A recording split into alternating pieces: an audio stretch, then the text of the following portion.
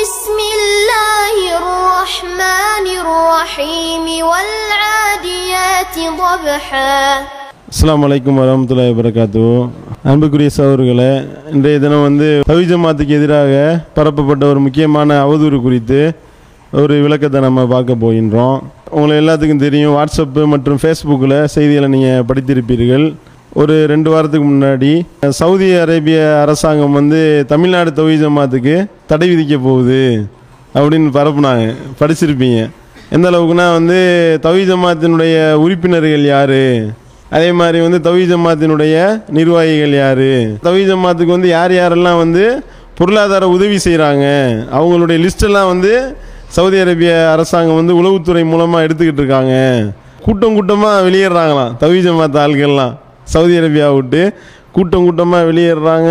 Saudi அரேபிய அரசாங்கம் இன்னும் சில நாட்களில் மிகப்பெரிய ஒரு தீவிரவாத அமைப்பாக தௌஹீத் ஜமாத்தை அறிவிக்க போகிறாங்க.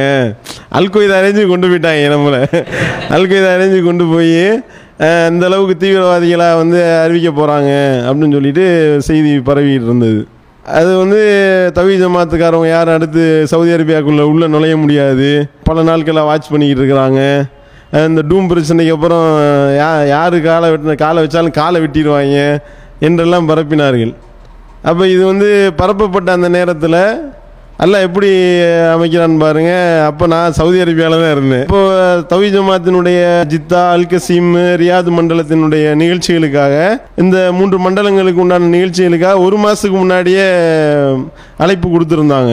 அதை வச்சு நம்ம இந்த தேதி முடிவு பண்ணி நிர்வாகத்திலேருந்து மசூரா பண்ணி ஓகே பண்ணியிருக்கிறாங்க. சரியா? அதில் இந்த போராட்டத்தை அப்போ நம்ம இல்லாமல் போயிட்டோமா, தலைமறைவாகி விட்டார், ஓடி ஒளிந்து விட்டார் அப்படின்னு வேற அது வேற கிளப்பி விட்டாங்க. அது வேற ஃபித்னாவை இப்படி பரப்பி விட்டார்கள். இப்படிலாம் நம்ம பார்க்கின்றோம். ஆனால் நடப்பு என்ன அப்படின்னு பார்த்தீங்கன்னா, 2 மாதத்துக்கு முன்னாடியே திட்டமிடப்பட்டு என்னென்ன நிகழ்ச்சிகள் நடத்தப்பட வேண்டும் என்று மண்டலங்களில் முடிவு செய்யப்பட்டு அவங்க தலைமையகத்தில் அனுமதி கேட்டு இங்கேருந்து ஓகே பண்ணி அதுக்கப்புறம் தான் பொதுக்குழு முடித்து 2 நாளில் நம்ம கிளம்புகின்றோம். அதாவது கரெக்டாக சொல்கிறதா இருந்தால் 29ஆம் தேதி சவுதி அரேபியா போயிட்டு முந்தா நேற்று 26ஆம் தேதி வரைக்கும் சவுதி அரேபியாவில் தான் 1 மாதம் ஃபுல்லாக இருந்துருக்குறோம். இவன் இது விளங்காமல் இது தெரியாமல் என்ன செய்கிறாங்கன்னா, சவுதி அரேபியாவுக்குள்ளே அடுத்து உள்ளே வர முடியுமா, மதினாக்குள்ளே காலை வைப்பியா, கபத்துல்லாக்குள்ளே காலை, இந்த மாதிரியாக எல்லாம் அவதூறுகளை பரப்பி கொண்டிருக்கிறத நம்ம பார்க்கின்றோம். இது எவ்வளோ பெரிய அவதூறுன்றதுக்கு இதுவே ஒரு பெரிய ஆதாரமாக இல்லையா? சவுதிக்குள்ளே உள்ளே நுழைய முடியாது, சவுதிக்குள்ளே யாரும் வர முடியாது, தௌஹீத் ஜமாத்துக்கு தடை விதிக்கப்படுகின்றது என்றால், தௌஹீத் ஜமாத்தினுடைய நிகழ்ச்சிகள் அல்கசீம் மண்டலத்தில் முதல்ல போனவனையும் ஜித்தா மண்டலத்தில் நிகழ்ச்சி ஏற்பாடு பண்ணியிருந்தாங்க. பாபு மக்கா கிளை, அந்த கிளை சார்பாக நிகழ்ச்சி நடந்தது. அதுக்கப்புறம் சுலைமானியா கிளை, அதே மாதிரி ஒரு நாள் நிகழ்ச்சி முழுவதுமாக ஒரு நாள் நிகழ்ச்சி ஏற்பாடு பண்ணியிருந்தாங்க. அதில் நிகழ்ச்சிகள் ஜித்தா மண்டலம் சார்பாக நிகழ்ச்சி நடந்துச்சு. அதில் பெருவாரியான மக்கள் கலந்துக்கிட்டாங்க. அதில் இந்த நம்மள்ட்ட இருந்து வழிகிட்டு போனார் அப்பாஸ் அலின்றவர். அவர் ஜித்தாவில் தான் போய் உளறிட்டு வந்தார். சரியா? நான் எல்லாத்துக்கும் பதில் சொல்லுவேன், அப்படி பண்ணுவேன் இப்படி பண்ணுவேன்ட்டு. அவர் பதில் என்ற பேரில் எப்படியெல்லாம் ஹதீஸ்களில் மோசடி பண்ணார், எப்படியெல்லாம் நயவஞ்சக வேடம் போட்டிருக்கின்றார், இவருடைய உண்மை நிலவரம் என்ன அப்படின்றதையெல்லாம் அவர் ஜித்தாவில் பேசினார்ல, அந்த பேசின கிளிப்பிங்கிலிருந்தே எடுத்து டோட்டலாக அவர் பேசின அந்த உரைகளிலிருந்தே வெட்டி முன்னுக்கு பின் எப்படியெல்லாம் முரண்பட்டிருக்கின்றார் என்பதை ஜித்தாலே அவர் பேசின இடத்திலே தான் அம்பலப்படுத்தணும். அல்லாஹ்வுடைய கிருபையை கொண்டு எந்த அளவுக்கு நான் ஒரு பகுதியில் பேசுகிறாரு, தௌஹீத் ஜமாத்துக்காரங்களையெல்லாம் கொல்லப்பட வேண்டியவர்கள், அவரெல்லாம் கொல்ல வேண்டும், விடக்கூடாது அப்படின்னு சொல்லிட்டு இப்படி பேசுகிறாரு. ஜித்தாவில் நம்ம மக்கள் எல்லாம் உட்காந்துருக்காங்களா? எனக்கு கல்வி கற்றுத்தந்தது பிஜே, ஷம்சுல்லுகா ரஹ்மானி, எம்ஐ சுலைமான், இவங்களுக்கெல்லாம் என்னுடைய ஜஸாக்குமுல்லா ஹைர், நான் நன்றி தெரிவிக்க கடமைப்பட்டிருக்கிறேன் அப்படின்றாரு. அப்போ அந்த கிளிப்பிங்கெல்லாம் ரெண்டுமே அங்கே தான் பேசணும், சவுதி அரேபியாவில் தான் பேசப்பட்டது. இப்போ அதெல்லாம் எடுத்து போட்டோம். கொல்லப்பட வேண்டியவர்கள்னு ஒரு இடத்துல சொல்கிறீங்க, இன்னொரு இடத்துல ஜஸாக்குமுல்லா ஹைரன்னா கொலை பண்ணி போட்டு எல்லாம் மையத்தானதுக்கப்புறம் ஜஸாக்குமுல்லா ஹைராவா? என்ன இது? இது எப்படிப்பட்ட ஒரு நயவஞ்சகத்தனம் என்பதையெல்லாம் அதில் என்னென்ன அப்படின்றதெல்லாம் நம்ம அங்கே அம்பலப்படுத்தினோம். அதுபோக ஜித்தா மண்டலத்தினுடைய நிகழ்ச்சியை முடிச்சுட்டு அங்கேயே அல்லாஹ்வுடைய கிருபையை உம்ராவையும் முடிச்சுட்டு அடுத்து அல்கசி மண்டலத்தினுடைய நிகழ்ச்சிகள் அங்கே பார்த்தீங்கன்னா உனைசா கிளை சார்பா, அதுக்கடுத்து புரைதா அங்கே நடந்த நிகழ்ச்சிகள். புரைதாவில் வந்து ஒரு நாள் முழுவதுமான நிகழ்ச்சி, அதில் வந்து 2 தலைப்பிலான உரைகள், அதுக்கப்புறம் இஸ்லாம் ஒரு எளிய மார்க்கம் நேரடி கேள்வி பதில் நிகழ்ச்சி, இதெல்லாம் முடிச்சுட்டு அதுக்கடுத்து ரியாத் மண்டலம். ரியாத் மண்டலத்தில் போனீங்கன்னா ரியாத் மண்டலத்தில் பரக்கத்தா நிகழ்ச்சிகள் வந்து தொடர்ச்சியாக நடந்துச்சு.